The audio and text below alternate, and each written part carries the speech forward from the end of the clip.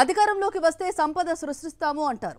అభివృద్ధి అంటే ఏంటో చూపిస్తామంటారు. కానీ కూటమి పాలనలో ఎక్కడ చూసినా అరాచకాలే. మద్యం ఏరులై పారుతోంది. అత్యాచారాలు, అఘాయిత్యాలు పెరిగిపోయాయి.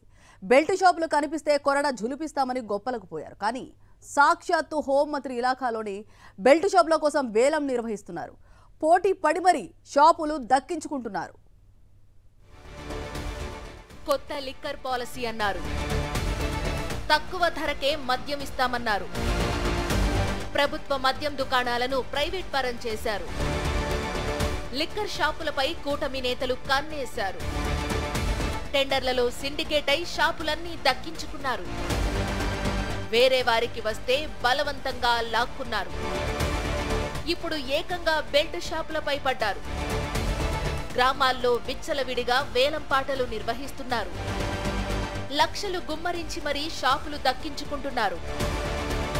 ఆంధ్రప్రదేశ్లో బెల్ట్ షాపులే లేవని ప్రకటించారు హోంమంత్రి వంగలపూడి అనిత.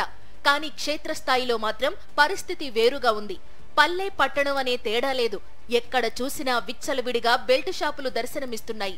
సాక్షాత్తు హోంమంత్రి సొంత నియోజకవర్గంలోనే ఇబ్బడి ముబ్బడిగా బెల్ట్ షాపులు ప్రారంభమయ్యాయి.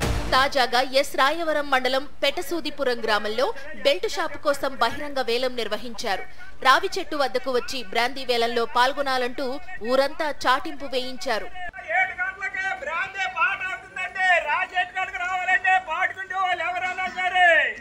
గ్రామంలోని రావి చెట్టు వద్ద ఏర్పాటు చేసిన వేలానికి టీడీపీ నాయకులు పెద్ద సంఖ్యలో తరలివచ్చారు. ముందస్తుగా నిబంధనలు తెలియచేసిన వేలం నిర్వాహకులు సగం డబ్బులు వెంటనే కట్టేయాలని తేల్చి చెప్పారు.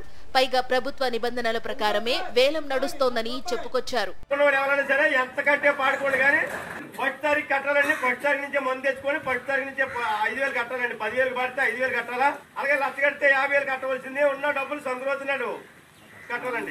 దేవుడి పాట పేరిట 10,000తో వేలం ప్రారంభించారు నిర్వాహకులు.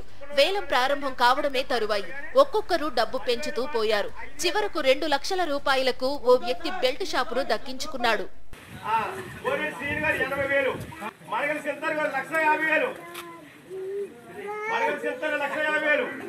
బహిరంగంగా బెల్ట్ షాపులకు వేలం పాట జరుగుతున్నా అధికారులు మాత్రం అటువైపు కన్నెత్తి చూడటం లేదు. హోంమంత్రి అనిత సొంత నియోజకవర్గంలోనే బెల్ట్ షాపులను కంట్రోల్ చేయలేకపోతున్నారు. ఓవైపు రాష్ట్రంలో బెల్ట్ షాపులే లేవని, ఒకవేళ నిర్వహిస్తే 5 లక్షల జరిమానా విధిస్తామని సీఎం చంద్రబాబు, హోంమంత్రి అనిత గొప్పలకు పోయారు. కానీ హోంమంత్రి సొంత నియోజకవర్గంలో బెల్ట్ షాపులకు వేలం నిర్వహిస్తున్నా పట్టించుకోవడం లేదు. ఒక్క పాయకారావుపేట నియోజకవర్గమే కాదు, ఉమ్మడి విశాఖ వ్యాప్తంగా ఇదే పరిస్థితి నెలకొంది. పల్లెలు, పట్టణాలు అనే తేడా లేకుండా విచ్చలవిడిగా బెల్ట్ షాపులు నిర్వహిస్తూ బహిరంగంగా మద్యం విక్రయిస్తున్నారు. పైగా ఈ షాపుల వద్ద మద్యం ప్రియుల కోసం అన్ని రకాల సౌకర్యాలు కల్పిస్తున్నారు. ఒకప్పుడు స్వర్ణాంధ్రప్రదేశ్ నినాదంతో ప్రజల్లోకి వచ్చిన చంద్రబాబు ఇప్పుడు రాష్ట్రాన్ని మధ్యాంధ్రప్రదేశ్గా మార్చేందుకు కంకణం కట్టుకున్నట్టున్నారు. అందుకే రాష్ట్ర వ్యాప్తంగా విచ్చలవిడిగా బెల్ట్ షాపులు నడుస్తున్నా అటువైపు కన్నెత్తి మాత్రం చూడటం లేదు.